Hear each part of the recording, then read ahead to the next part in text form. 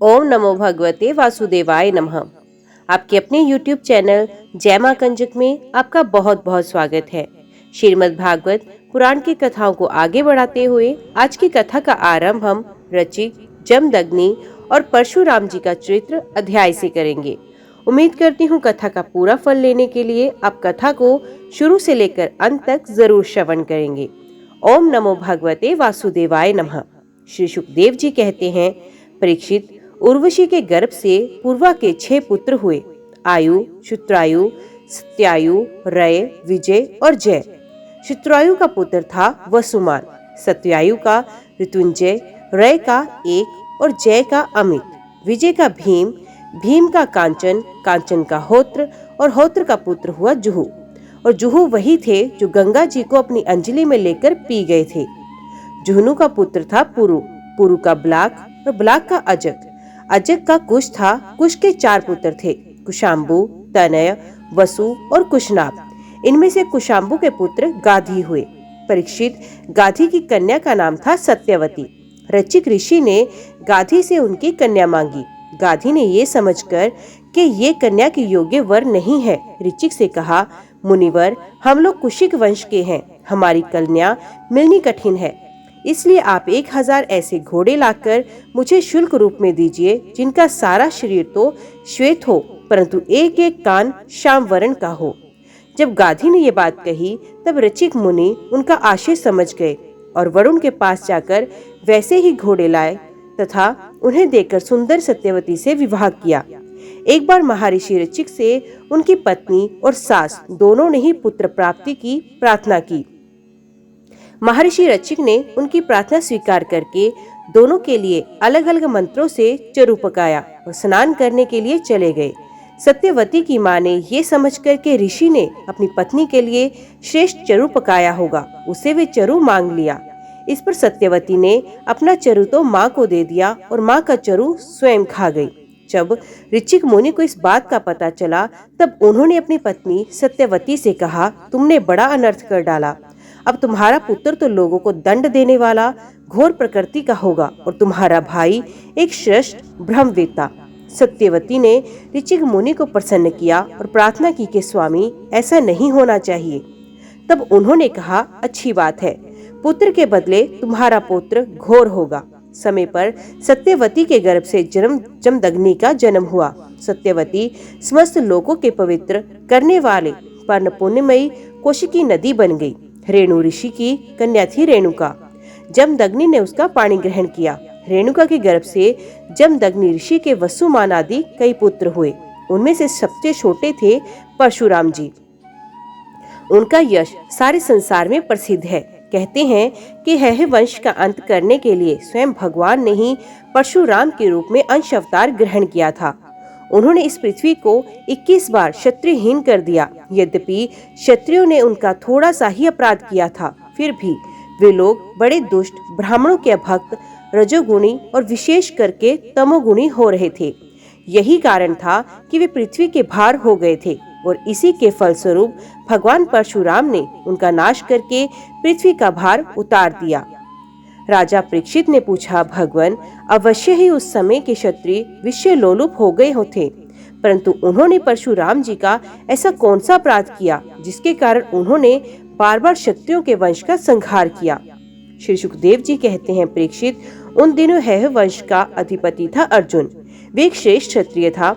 उसने अनेकों प्रकार की सेवा शुश्रूषा करके भगवान नारायण के अंश अवतार दत्तात्रेय जी को प्रसन्न कर लिया और उनसे 1000 भुजाएं तथा कई शत्रु युद्ध में पराजित ना कर सके, ये वरदान प्राप्त किया। साथ ही इंद्रियों का अबाध बल, अतुल संपत्ति, तेजस्विता, वीरता, कीर्ति, शारीरिक बल भी उसने उनकी कृपा से प्राप्त किए। वे योगेश्वर हो गया था। उसमें ऐसा ऐश्वर्य था कि सूक्ष्म से भी सूक्ष्म, स्थूल से भी स्थूल रूप धारण कर लेता। सभी सिद्धियां उसे प्राप्त थी। वे संसार में वायु की तरह सब जगह बेरोक टोक विचराज करता था। एक बार गले में वैजयंती माला पहने सहस्त्रबाहु अर्जुन बहुत सी सुंदरी स्त्रियों के साथ नर्मदा नदी में जल विहार कर रहा था। उस समय मदोमद सहस्त्रबाहु ने अपनी बाहों से नदी का प्रवाह रोक दिया। दशमुख रावण का शिविर भी वहीं कहीं पास में था।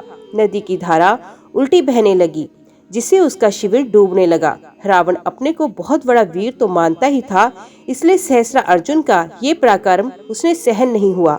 जब रावण सहस्त्रबाहु अर्जुन के पास जाकर भला बुरा कहने लगा, तब उसने स्त्रियों के सामने ही खेल खेल में रावण को पकड़ लिया और अपनी राजधानी महिष्मति में जाकर बंदर के समान कैद कर लिया। पीछे पुलस्त्य जी ने कहने से सहस्त्रबाहु ने रावण को छोड़ दिया। एक दिन सहस्त्रबाहु अर्जुन शिकार खेलने के लिए बड़े घोर जंगल में निकल गया था। देववश वे जमदग्नि मुनि के आश्रम पर जा पहुंचा। परम तपस्वी जमदग्नि मुनि के आश्रम में कामधेनु रहती थी। उसके प्रताप से उन्होंने सेना, मंत्री और वाहनों के साथ हैदवती का खूब स्वागत सत्कार किया। वीर हैदवती ने देखा कि जमदग्नि मुनि के ऐश्वर्य तो मुझसे भी बड़ा चढ़ा है, इसलिए उसने उनके स्वागत सत्कार को कुछ भी आदर ना देकर कामधेनु को ही छीन लिया।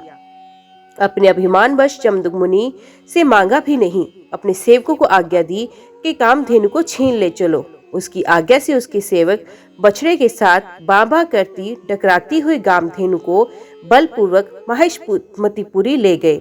जब वे सब चले गए तब परशुराम जी आश्रम से आए और उसकी दुष्टता का वृतांत सुनकर चोट खाए हुए सांप की तरह क्रोध से तिलमिला उठे। वे अपना भयंकर फरसा, तरकस, ढाल एवं धनुष लेकर बड़े वेग से उसके पीछे दौड़े, जैसे कोई किसी से ना दबने वाला सिंह हाथी पर टूट पड़े। सहस्त्रबाहु अर्जुन सभी अपने नगर में प्रवेश कर ही रहा था कि उसने देखा कि परशुराम जी महाराज बड़े वेग से उसकी ओर झपटे आ रहे हैं। उनकी बड़ी विलक्षण झांकी थी। वे हाथ में धनुष, बाण और फरसा लिए हुए थे।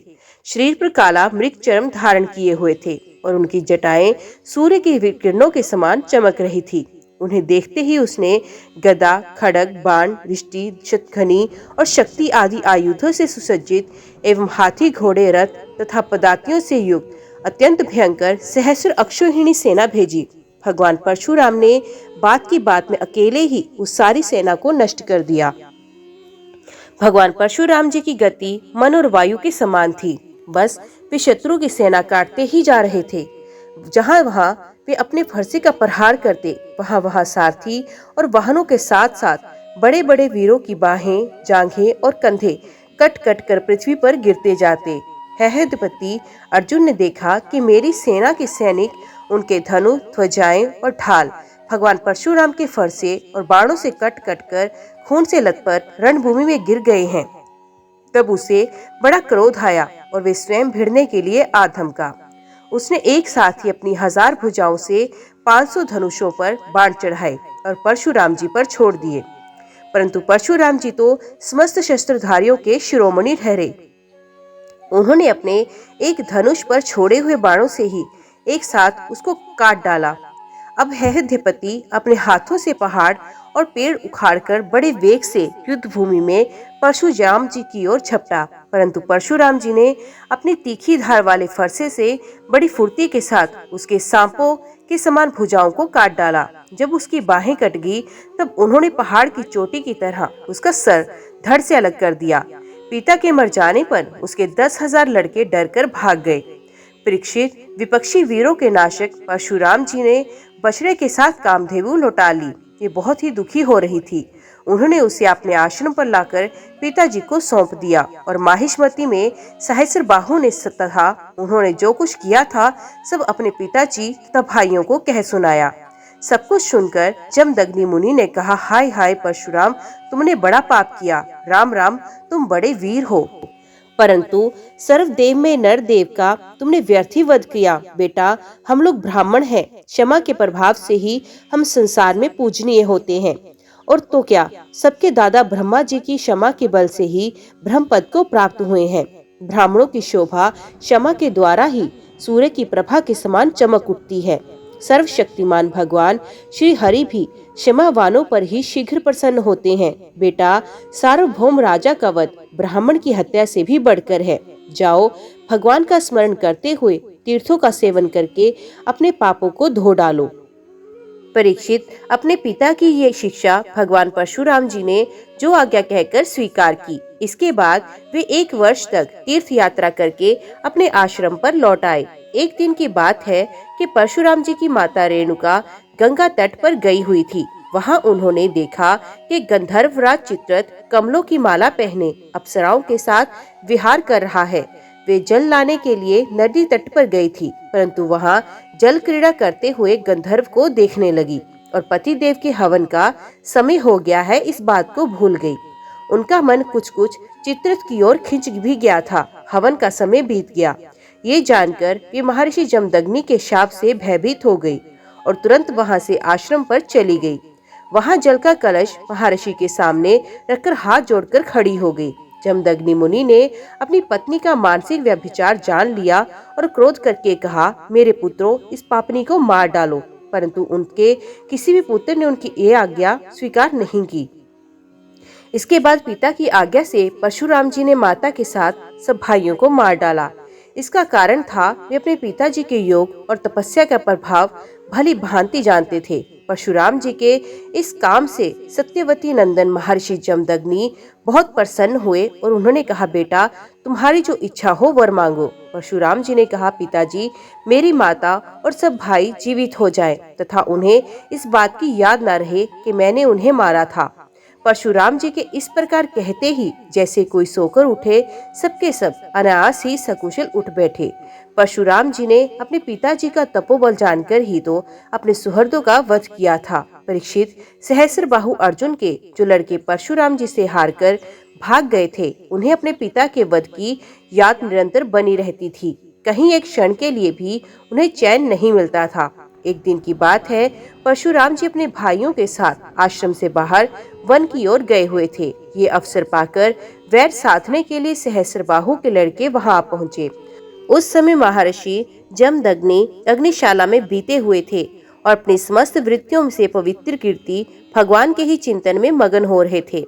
उन्हें बाहर की कोई सुध न थी। उसी समय उन पापियों ने जमदग्नि ऋषि को मार डाला। उन्होंने पहले से ही ऐसा पाप पूर्ण निश्चय कर रखा था। परशुराम की माता रेणुका बड़ी दीनता से उनसे प्रार्थना कर रही थी, परंतु उन सबों ने उनकी एक न सुनी। वे बलपूर्वक महर्षि जमदग्नि का सर काट कर ले गए। परीक्षित, वास्तव में वे नीच क्षत्रिय अत्यंत क्रूर थे। सती रेणुका दुख और शोक से आतुर हो गई। वे अपने हाथों अपनी छाती और सिर पीट पीट कर जोर जोर से रोने लगी। परशुराम, बेटा परशुराम, शीघ्र आओ। परशुराम जी ने बहुत दूर से माता का हाय राम ये करुण कुरंदन सुन लिया। ये बड़ी शीघ्रता से आश्रम पर आए और वहां आकर देखा कि पिताजी मार डाले गए हैं। परीक्षित, उस समय परशुराम जी को बड़ा दुख हुआ। साथ ही क्रोध, असहिष्णुता, मानसिक पीड़ा और शोक के वेग से वे अत्यंत मोहित हो गए। हाय पिताजी, अब तो बड़े महात्मा थे। पिताजी, अब तो धर्म के सच्चे पुजारी थे। अब हम लोगों को छोड़कर स्वर्ग चले गए। इस प्रकार विलाप कर उन्होंने पिताजी का शरीर तो भाइयों को सौंप दिया और स्वयं हाथ से फरसा उठाकर शत्रुओं का संहार कर डालने का निश्चय किया। परीक्षित, परशुराम जी ने महेश्वती नगरी में जाकर सहस्त्रबाहु अर्जुन के पुत्रों के सरों से नगर के बीचों बीच एक बड़ा भारी पर्वत खड़ा कर दिया। उस नगर की शोभा तो उन ब्रह्मघाती नीच शत्रुओं के कारण ही नष्ट हो चुकी थी। उनके रक्त से एक बड़ी भयंकर नदी बह निकली, जिसे देखकर ब्राह्मण द्रोहियों का हृदय भय से कांप उठता था। भगवान ने देखा कि वर्तमान क्षत्रिय अत्याचारी हो गए हैं, इसलिए राजन, उन्होंने अपने पिता के वध को निमित्त बनाकर 21 बार पृथ्वी को क्षत्रियहीन कर दिया और कुरुक्षेत्र में समंत पंचक में ऐसे ऐसे 5 तालाब बना दिए जो रक्त के जल से भरे हुए थे। परशुराम जी ने अपने पिताजी का सर लाकर उनके धड़ से जोड़ दिया और यज्ञ द्वारा सर्वदेव में आत्म स्वरूप भगवान का यजन किया। यज्ञों में उन्होंने पूर्व दिशा होता को, दक्षिण दिशा ब्रह्मा को, पश्चिम दिशा अधर्वयु को और उत्तर दिशा सामगान करने वाले उद्वाता को दे दी थी। इसी प्रकार अग्निकोण आदि विदिशा और ऋत्विजों को दी, कश्यप जी को मध्य भूमि दी, उपद्रष्टा को आर्यव्रत दिया तथा दूसरे सदस्य को अन्य अन्य दिशाएं प्रदान की। इसके बाद यज्ञात स्नान करके वे समस्त पापों से मुक्त हो गए और ब्रह्म नदी सरस्वती के तट पर मेघरहित सूर्य के समान शोभायमान हुए। महर्षि जमदग्नि को स्मृति रूप संकल्प में शरीर की प्राप्ति हो गई। परशुराम जी से सम्मानित होकर वे सप्तऋषियों के मंडल में 7वें ऋषि हो गए। परीक्षित, कमल लोचन जमदग्नि नंदन भगवान परशुराम आगामी मनवंतर में सप्तऋषियों के मंडल में रहकर वेदों का विस्तार करेंगे। वे आज भी किसी को किसी प्रकार का दंड ना देते हुए शांत चित्त से महेंद्र पर्वत पर निवास करते हैं। वहाँ सिद्ध गंधर्व और चारण उनके चरित्र का मधुर स्वर से गान करते हैं। सर्वशक्तिमान विश्वात्मा भगवान श्री हरि ने इस प्रकार भृगु वंशियों में अवतार ग्रहण करके पृथ्वी के भारभूत राजाओं का बहुत बार वध किया। महाराज गाधी के पुत्र हुए प्रज्वलित अग्नि के समान परम तेजस्वी विश्वामित्र। उन्होंने अपने तपोबल से क्षत्रियत्व का भी त्याग करके ब्रह्म तेज प्राप्त कर लिया। परीक्षित, विश्वामित्र जी के 100 पुत्र थे। उनमें बिचले पुत्र का नाम था मधुचंदा, इसीलिए सभी पुत्र मधुचंदा के ही नाम से विख्यात हुए। विश्वामित्र जी से भृगुवंशी अज्जीकरत के पुत्र अपने भांजे पुनश्शेप को, जिसका नाम देवरात भी था, पुत्र रूप में स्वीकार किया और पुत्रों से कहा कि तुम लोग इसे अपना बड़ा भाई मानो। वे यही प्रसिद्ध भृगुवंशी शुनशेप था, जो हरिश्चंद्र के यज्ञ में यज्ञ पशु के रूप में मोल लेकर लाया गया था। विश्वामित्र जी ने प्रजापति वरुण आदि देवताओं की स्तुति करके उसे पाश बंधन से छुड़ा लिया था। देवताओं के यज्ञ में ही यही शुनशेप देवताओं द्वारा विश्वामित्र जी को दिया गया था। अतः देवरात इस व्युत्पत्ति के अनुसार गाधी वंश में यह तपस्वी देवरात के नाम से विख्यात हुआ। विश्वामित्र जी के पुत्रों में जो बड़े थे, उन्हें शुनशेप को बड़ा भाई मानने की बात अच्छी न लगी। इस पर विश्वामित्र जी ने क्रोधित होकर उन्हें शाप दे दिया कि दुष्टों, तुम सब मलेच्छ हो जाओ। इस प्रकार जब 49 भाई मलेच्छ हो गए, तब विश्वामित्र जी के बिचले पुत्र मधुचंदा ने अपने से छोटे 50 भाइयों के साथ कहा, पिताजी, आप हम लोगों को जो आज्ञा करते हैं हम उसका पालन करने के लिए तैयार हैं। ये कहकर मधुचंदा ने मंत्रदृष्टा शुनशेप को बड़ा भाई स्वीकार कर लिया और कहा कि हम सब तुम्हारे अनुयायी छोटे भाई हैं। तब विश्वामित्र जी ने अपने इन आज्ञाकारी पुत्रों से कहा, तुम लोगों ने मेरी बात मानकर मेरे सम्मान की रक्षा की, इसलिए तुम लोगों जैसे सुपुत्र प्राप्त करके मैं धन्य हुआ। मैं तुम्हें आशीर्वाद देता हूँ कि तुम्हें भी सुपुत्र प्राप्त होंगे। मेरे प्यारे पुत्रों, ये देवराज शुनशेप भी तुम्हारे ही गोत्र का है, तुम लोग इसकी आज्ञा में रहना। परीक्षित, विश्वामित्र जी के अष्टक, हारित, जय और कृतुमान आदि और भी पुत्र थे। इस प्रकार विश्वामित्र जी की संतानों से कौशिक गोत्र में कई भेद हो गए और देवरात को बड़ा भाई मानने के कारण उसका प्रवर भी दूसरा हो गया। परीक्षित, राजेंद्र पूर्व का एक पुत्र था आयु। उसके 5 लड़के हुए, नहुष, ऋतुव्रत, रजी, शक्तिशाली रंभ और अनेना। अब ऋतुव्रत का वंश सुनो। ऋतुव्रत के पुत्र थे सहोत्र, सहोत्र के 3 पुत्र काश्य, कुश और गृत्समत। गृत्समत का पुत्र हुआ शुनक। इसी शुनक के पुत्र ऋग्वेदियों में श्रेष्ठ मुनिवर शौनक जी हुए। काश्य का पुत्र काशी, काशी का राष्ट्र, राष्ट्र का दीर्घत्मा और दीर्घत्मा के धन्वंतरी। यही आयुर्वेद के प्रवर्तक हैं। ये यज्ञ भाग के भोक्ता और भगवान वसुदेव के अंश हैं। इनके स्मरण मात्र से ही सब प्रकार के रोग दूर हो जाते हैं। धन्वंतरी का पुत्र हुआ केतुमान और केतुमान का भीमरथ, भीमरथ का दिवोदास और दिवोदास का दुमान, जिसका एक नाम प्रदर्नन भी था। यही दुमान शत्रुजित, वत्स, ऋतध्वज और कुवल याश्व के नाम से भी प्रसिद्ध है। दुमान के ही पुत्र अलर्क आदि हुए। परीक्षित, अलर्क के सिवा किसी राजा के 66,000 वर्ष तक युवा रहकर पृथ्वी का राज्य नहीं भोगा।